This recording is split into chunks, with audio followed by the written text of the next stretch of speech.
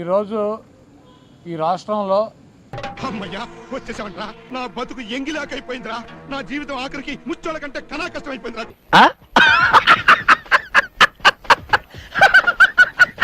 YSR Congress party స్థాపించినటువంటి వ్యక్తుల్లో అంబటి రాంబాబు గారు ఒకడు. ఏదో వీడే ఇండియాకి స్వాతంత్రం తెచ్చిన లెవెల్లో చెప్పేవరా. ఆయన ఎప్పుడు కూడా ఒక వ్యక్తిని దూషించటమో, లేకపోతే ఒక వ్యక్తిని కించపరిచి మాట్లాడటమో, లేకపోతే ఒక వ్యక్తిని బూతులు తిట్టినటువంటి సంఘటనలు మనం చూడాల. అలాంటివి మీరు మాట్లాడితే కామెడీగా ఉంటదన్నా.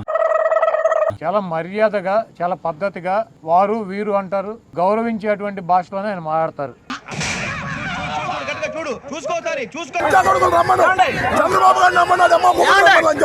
గౌరవించేటువంటి భాషలోనే ఆయన మాట్లాడతారు. చూసాను సీసీటీవీలో.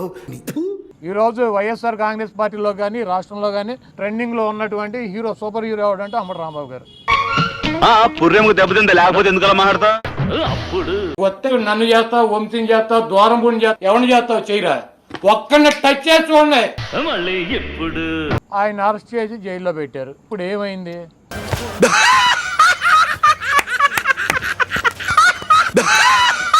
మీ పిరికి చేష్టలకి, మీ ఉడత ఊపులకి బెదిరేటువంటి ప్రసక్తి ఉండదు.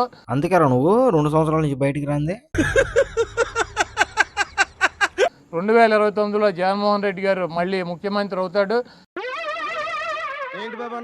జగన్మోహన్ రెడ్డి గారు మళ్ళీ ముఖ్యమంత్రి అవుతాడు. వెనకటి కోడు తుపాకి లేకపోయినా లపాకి కావాలన్నా అంట. జగన్మోహన్ రెడ్డి గారు చెప్పినట్టు సప్త సముద్రాల అవతల ఉన్నా కూడా తీసుకొచ్చి వాళ్ళందరికీ తగిన పనిష్మెంట్లు, శాస్త్రులు జరుగుతాయి. ఏమైపోవడం ఏంటమ్మా, మీ ఇల్లు ఎక్కడో చేస్తే రోజు వచ్చి కనపడే.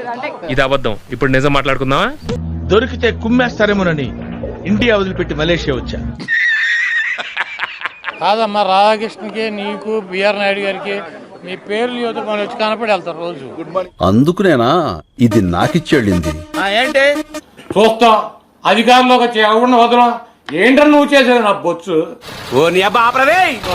ఆ రోజు వస్తే నువ్వో నేను తేల్చుకున్నావు, లేకపోతే నన్ను వంశీనో ఒకరిని టచ్ చేసి చూడరు. నువ్వు మగాడి అయితే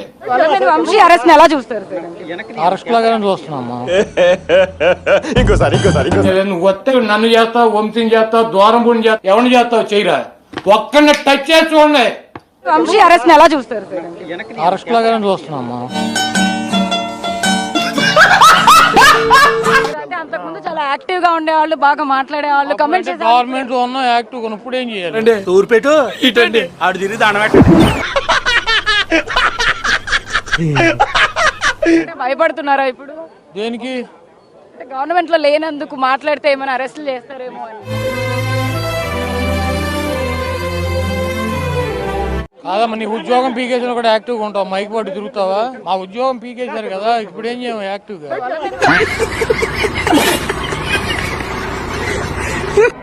ఎల్లకాలము తెలుగుదేశం పార్టీ ప్రభుత్వమే ఉండదు అని చెప్పి మా బొచ్చు పేకాలు నువ్వు వచ్చి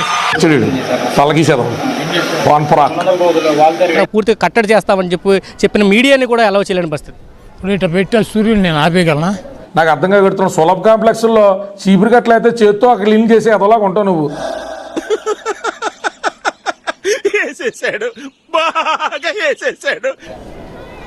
ఆపేయగలనా? ఇవన్నీ పొగోడి కార్యక్రమాలు చేస్తూ ఉంటారు, ఇవన్నీ పట్టించుకోవాల్సిన అవసరం లేదు. నీ బతుకు పకోడీ గాల్లో నువ్వు ఏదో పెద్ద మొదరని నువ్వు రాజకీయ నీ ఫీలింగ్ రాదా? ఏది కూడా మర్చిపోయే ప్రసక్తి ఉండదు. ఇంకేం పీకుతావురా? అట్టు పెట్టిన వాళ్ళకి అట్టున్నర, 2, 2.5, 3 వాళ్ళ స్థాయిని బట్టి తప్పకుండా పెడతానని చెప్పి. నీ బతుకు మళ్ళీ మాట్లాడతావా? శాఖనే హ్యాండిల్ చేసావు, సిగ్గులేదురా నీకా? శాఖలో కీలకమైన నిన్న ఒకటి తీసుకుని చాలా నువ్వు మళ్ళీ. జగన్మోహన్ రెడ్డి గారు చెప్పాడు, మాకు చాలు, మేము చచ్చేదాకా జగన్మోహన్ రెడ్డి గారే మాకు. ఒక 2 నిమిషాలు పాస్ అవుతుంది. మేము చావుటాకైనా సరే సిద్ధమే, కానీ జగన్మోహన్ రెడ్డి గారిని వదిలే ప్రసక్తి ఉండదు. గుట్కా నాని గారు, మీరు వెళ్తారో వెళ్ళరో గానీ జగన్మోహన్ రెడ్డికి ఏదో ఒక రోజు బెంగళూరు దాకా వెళ్ళి ఉచ్చబోసుకొస్తా అని చెప్పి పార్టీని అయితే గంగార్పణం చేయటం ఖాయం. తర్వాత మీరందరూ కలిసి కాల్చుకుంటూ ఉంటావు చపాతి.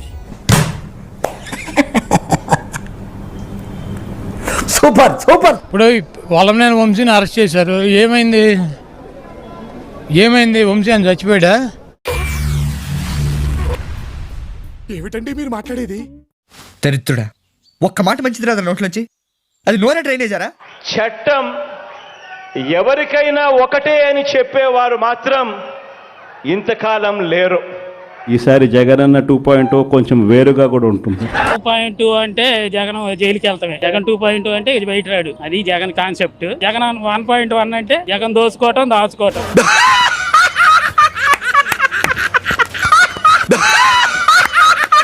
జగన్ 2.0 చూపిస్తాను. గుడ్డి లేదు, ఏమి లేదమ్మా, అనకూడదు కానీ ఏమీ లేదు. ఇంకా 11 సీట్లు కూడా ఈసారి రావు. దీనికి ఉన్న విశ్వాసం ఉందరా నా కొడక? నీకు రే పురుగులు పట్టి చేస్తావురా నా కొడక.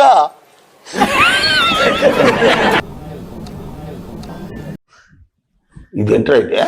నేను ఆవేశంలో ఒక ఘర్షణలో తిట్టిన తిట్టుకి 18 రోజులు జైలు. అన్నా వీడికి ఇచ్చిండో సరిపోలేదు అనుకుంటా. నేను అసలు ఎప్పుడు నేరాలని ప్రోత్సహించేవాడిని కాదు. అటు చూడు బే.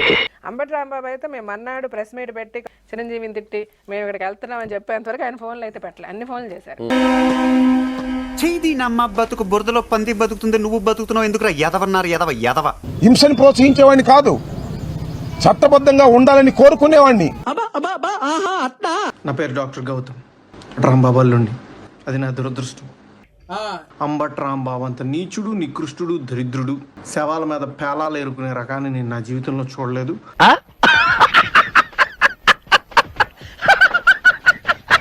కాకపోతే సెటైరికల్ గా మాట్లాడతాను. సెటైరికల్ గా మాట్లాడితే నన్ను ఉంచేస్తారా? నన్ను లోపల పెట్టేస్తారా? తెలియకుండా మూర్ఖుల్లాగా మాట్లాడతాం. ఫీజులు దొబ్బా.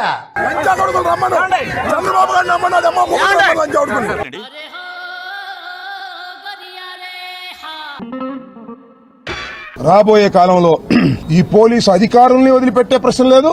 ఆఫీసర్ అంటే లెక్క పక్క లేకుండా పైన పాసు బీసినావు లేవు. నా మీద దాడికి వచ్చిన వాళ్ళని వదిలిపెట్టే ప్రశ్న లేదు. చంద్రబాబుని, లోకేష్ ని వదిలిపెట్టే ప్రశ్న లేదు.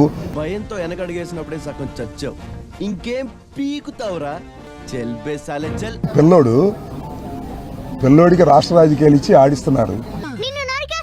రే కురసోడా, నీ హైట్ కి నా తలకాయ అందదరా.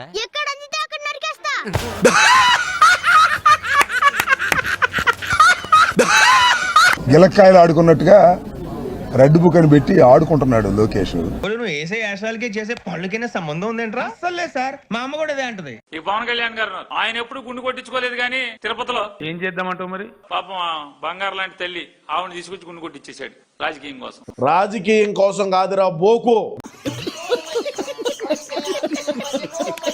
ఆమె బిడ్డకి ఏమి కాకుండా కాపాడినాడు మా కలియుగ దైవమైన వెంకటేశ్వర స్వామి అని చెప్పి నేను చెప్పి